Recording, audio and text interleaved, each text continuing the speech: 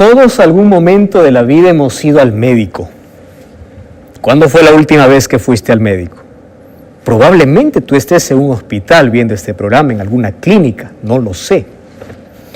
Pero cada vez que nosotros entramos a esa oficina, ¿verdad?, donde nos atiende el médico, siempre por allí hay un olor y hay un poco de nerviosismo y hay algo que nos despierta un poco de temor dentro de nosotros como seres humanos.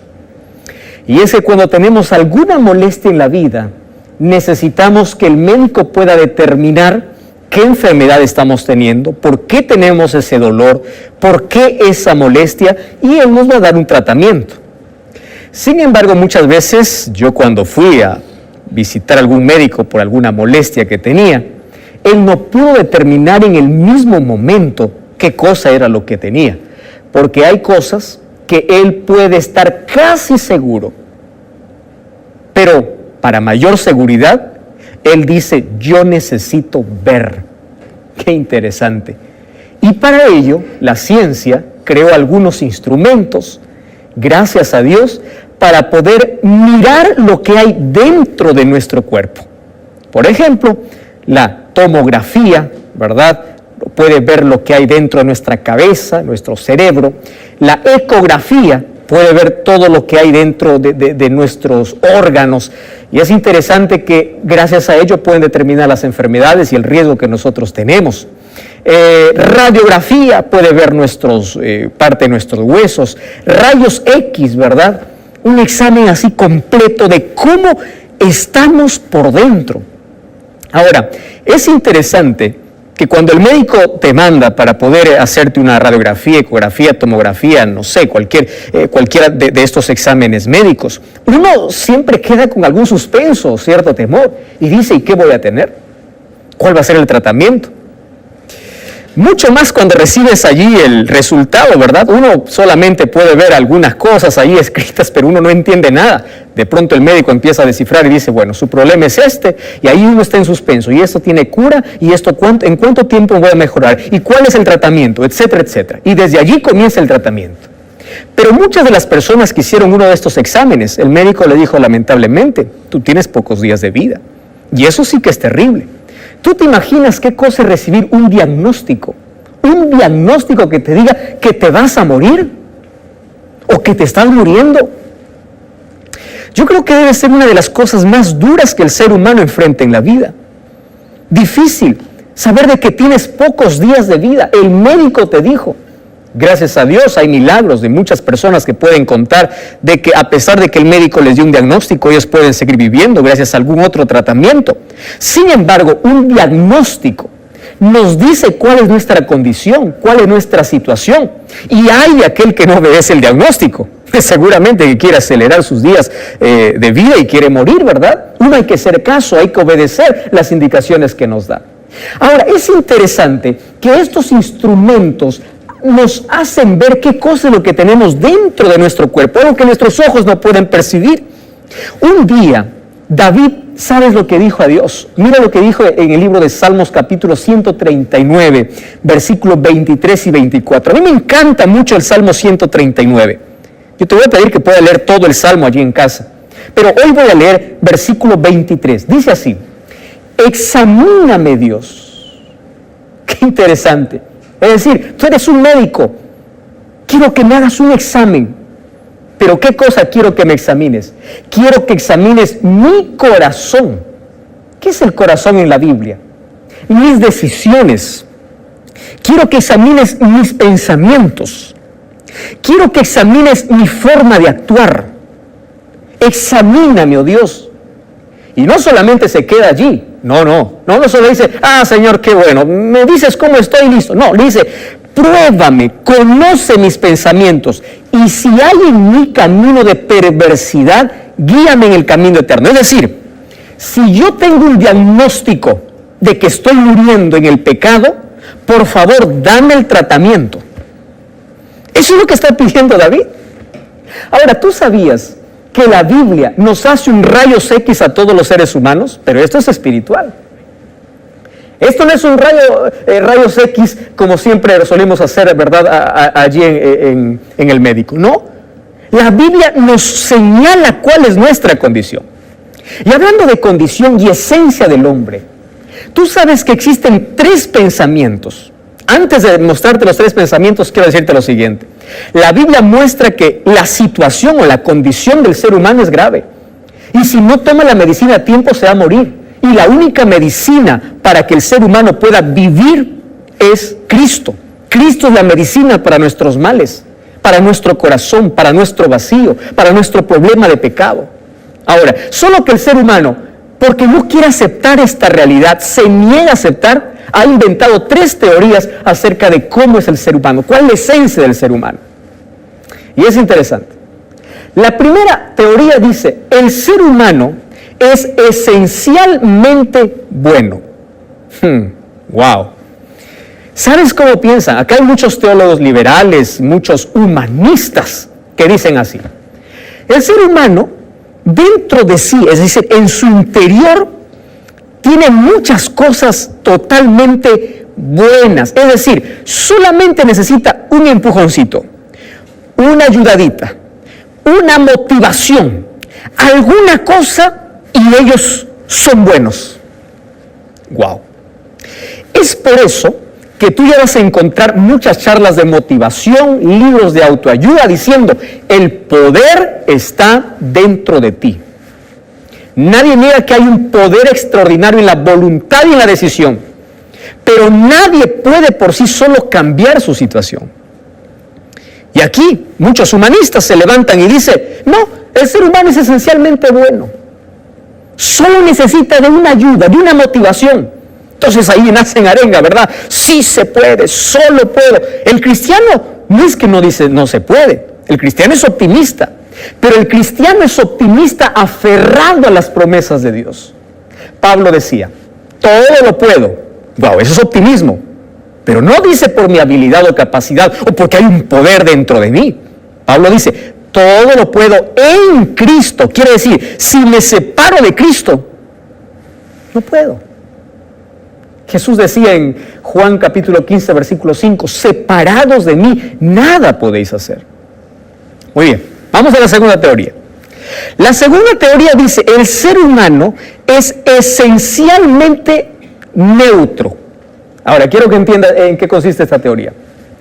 Dice así, el ser humano cuando nace, viene su vida como una hoja en blanco, ¿correcto? Entonces, su conducta, su comportamiento, las cosas que va a hacer en la vida, va a depender de su entorno, va a depender de su familia, va a depender del ejemplo, va a depender de las amistades que tenga, así se va volviendo, o bueno o malo, pero el ser humano viene neutro. ¿De acuerdo? No viene ni manchado por el pecado, ni bueno, no, viene neutro, viene y allí movido por la influencia, movido por el entorno donde se cría, donde vive, entonces así va a ser el ser humano. Parcialmente ellos tienen razón, es verdad que hay una fuerza tremenda en nuestro entorno, pero mucho cuidado con esta teoría, porque nuestro comportamiento y nuestra conducta no siempre determina nuestro entorno. Encuentra a un Daniel siendo fiel en una ciudad pagana. Encuentra a un José agradando a Dios allí en Egipto. Es decir, no siempre el entorno determina nuestro comportamiento. Y hay una tercera teoría. La tercera dice, el ser humano es esencialmente malo. ¿Cuál es el primero? Repite. El primero es esencialmente bueno. El segundo es esencialmente neutro. Y el tercero es esencialmente malo. ¿Qué cosa dice esta teoría? El ser humano puede aparentar ser bueno, pero es malo. Por dentro está podrido. No hay nada bueno, ¿correcto? Por ahí finge una carita buena, una carita linda, puede parecer bondadoso, pero dentro tiene intenciones malévolas. Te puede dar la mano, pero por dentro te puede estar acuchillando, etcétera, etcétera. Es decir, es totalmente malo. No hay salida, no hay solución. Está condenado a ser malo toda su vida. No existe bueno. Existen caras de buenos, pero no corazón bueno. Esa es una teoría. Ahora, ¿a quién lo creemos? ¿Tú por cuál estás? ¿Cuál es tu pensamiento? ¿Cuál de estas 3 teorías para ti crees que es la correcta? ¿Esencialmente bueno, esencialmente neutro o esencialmente malo? ¿Cuál de las tres? Bueno, hoy te voy a mostrar lo que dice la Biblia, ¿correcto? Y lo que dice la Biblia es realmente lo que somos, porque aquí este libro ya nos sacó una radiografía, una ecografía, un rayos X, una tomografía, nos examinó el corazón y nos dijo cuál es nuestra situación. Ahora, ¿qué cosa dice la Biblia? La Biblia dice que el ser humano, cuando existió, fue totalmente bueno, ¿correcto? Pero el pecado afectó tanto su vida que lo convirtió totalmente malo. Entonces no es ninguna de las teorías que nosotros hemos visto. Salió de las manos bueno y perfecto, pero el pecado ensució su carácter, sus emociones, su vida, su entorno, manchó todo. Y mira lo que dice el libro de Isaías, capítulo 1. Mira el diagnóstico que tú y yo tenemos. Isaías capítulo 1, versículo 6 y al versículo 8. Voy a leer solamente algunos versículos.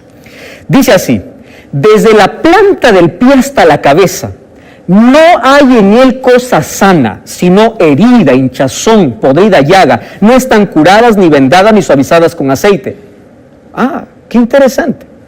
¿Qué cosa hay de bueno el ser humano? El pecado afectó tanto al ser humano, sus emociones, sus sentimientos, su salud, su cuerpo, su vida. Desfiguró la imagen de Dios. Eso es lo que hizo el pecado. Ah, no, pastor, pero esos son las personas adultas. Los bebitos son angelitos. ¿Ya escuchaste ese concepto? Inocente. No. David decía en Salmo 51, desde el vientre de mi madre, en mi corazón ya había egoísmo. El ser humano busca siempre independizarse de Dios. Nace prácticamente siendo enemigo de Dios, porque el pecado lo traemos en nuestros genes, en nuestras células. Nadie nos enseña a pecar. Nadie nos enseña a ser egoístas, a ser orgullosos, a vivir independientes de Dios. No, eso a medida que vamos creciendo, vamos practicándolo porque viene de manera natural. Y dentro de nosotros hay una naturaleza pecaminosa que nos condena a morir. Pero gracias a Dios, en Cristo podemos vivir. Y de todas maneras vamos a tener una lucha interna entre dos naturalezas. Una que quiere vivir y la otra que nos lleva hacia la muerte. Entonces, así es el ser humano. No, pastor, usted se está equivocando. Yo soy una persona honesta, yo soy una persona buena, yo no hago mal a nadie, no necesito ir a la iglesia, pero soy una persona buena, soy ejemplo a la sociedad. Espera un momento. ¿Sabes cuál es el problema allí? Nuestro concepto que tenemos de pecado. Para nosotros, pecado es hacer cosas malas. Por ejemplo, para nosotros pecado es matar, robar. Para nosotros pecado es, ¿qué cosa? Adulterar, es ser deshonesto. Eso es pecado, maltratar al prójimo. Entonces, si yo no mato, no robo, yo no peco. Tú puedes estar pensando así. Entonces yo puedo salvarme. Yo no necesito de Dios, yo no necesito de la iglesia, yo no necesito de nada. ¿Por qué? Porque soy bueno. Estás equivocado. ¿Y sabes por qué? Porque en la Biblia el concepto de pecado no son las acciones son el resultado de tu naturaleza pecaminosa. Escucha esto. En la Biblia yo encuentro 4 conceptos de pecado. Primer concepto de pecado: pecado de comisión. Entiende esto. Primera de Juan, capítulo 3. Versículo 4, mira, quiero que prestes atención a lo que dice aquí. Primera de Juan, capítulo 3, versículo 4.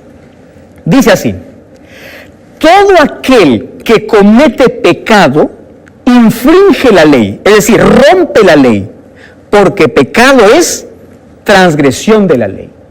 ¿Qué significa eso? Es decir, pecado es no hacer la voluntad de Dios.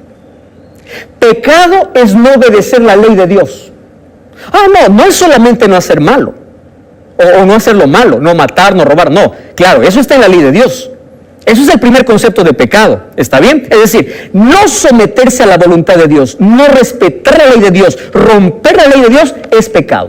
¿Está bien? Muy bien. Un segundo concepto de pecado. Mira lo que dice el libro de Santiago, capítulo 4, versículo 17. Recuerda que el primer tipo de pecado se llama pecado por comisión. Y mira lo que dice Santiago 5:17. Esto se llama pecado por omisión. No confundas, comisión por omisión. Dice así el libro de Santiago 5:17. El que sabe hacer lo bueno y no lo hace, comete pecado. Wow. ¿Sabe lo que está diciendo? Yo puedo estar sentado en la inactividad, sin hacer nada, y puedo estar pecando. Te voy a hacer una pregunta. ¿Entregar la vida a Jesús es bueno o es malo? Es bueno. Tú puedes ser aparentemente bueno, pero si no has entregado la vida a Jesús y sabes que es bueno y no lo haces, estás cometiendo pecado. Pecado no solamente se limitan a las acciones. Este es el pecado por omisión, aquel que conoce. Tú sabes cuál es el día de reposo, según la Biblia. Y si sigues desobedeciendo a Dios, estás en pecado. Cuando tus ojos se abren a la verdad, dejas de ser inocente, dejas de ser hasta sincero. Y si sigues en tu capricho y en tu camino, estás cometiendo pecado. Porque el que sabe hacer lo bueno y no lo hace, comete pecado. Pecado por omisión. Mira un tercer concepto de pecado. El libro de Romanos capítulo 14, versículo 12. Romanos capítulo 14, versículo 12. Dice así. Todo aquello que no proviene de fe es pecado. Wow, qué extraordinario. Versículo 23, perdón, Romanos 14, 23. Todo aquello que no proviene de fe es pecado. Si tú haces cosas en esta vida por ser aplaudido, por ser reconocido, porque la gente te elogie, es decir, si tu motivación fue incorrecta, por más cosas buenas que hagas, es pecado. Porque lo que no proviene de fe es pecado. ¿Recuerdas cuál es el primero? Pecado por comisión. Segundo, pecado por omisión.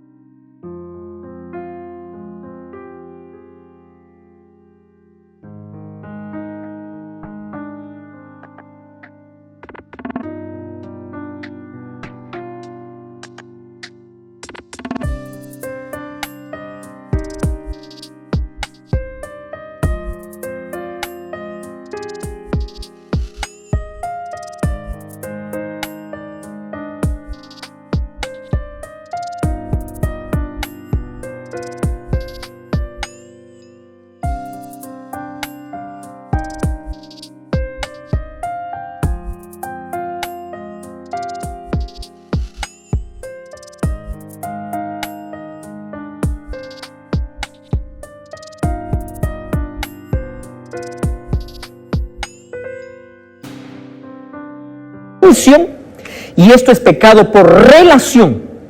Y hay un cuarto concepto de pecado en la Biblia, y es el pecado por condición.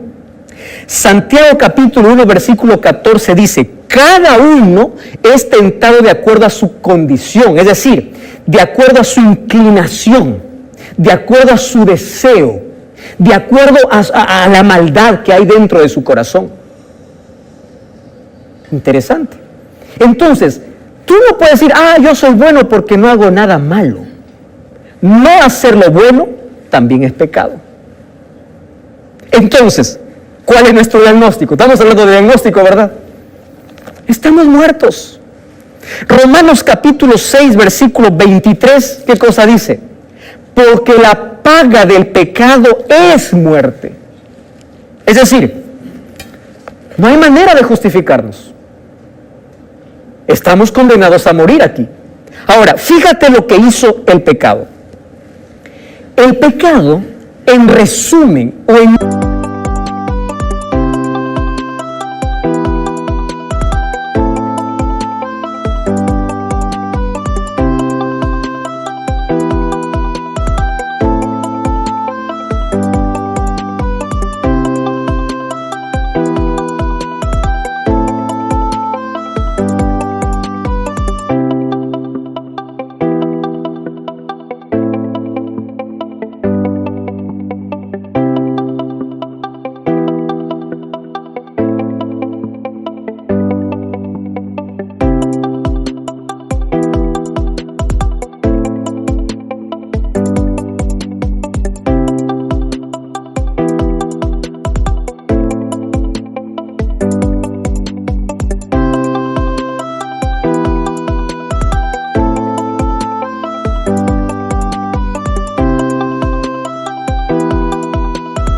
una sola palabra, ¿sabes qué cosa llegaría a ser?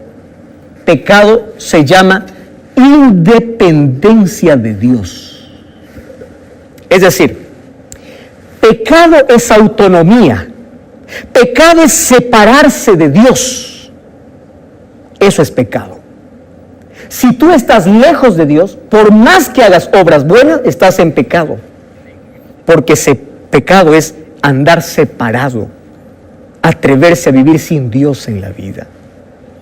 Y yo por aquí anoté algunos conceptos interesantes sobre lo que hace el pecado. Mira, cuando el ser humano pecó, se dio su voluntad al diablo, se constituyó en un subordinado del diablo, quedó subordinado en su carácter, por lo tanto se convirtió en enemigo de Dios. El pecado casi borró la imagen de Dios. Es por eso que no siente gozo de abrir la Biblia, no siente gozo de orar, no siente gozo de ir a la presencia de Dios todos los días, no tiene deseos de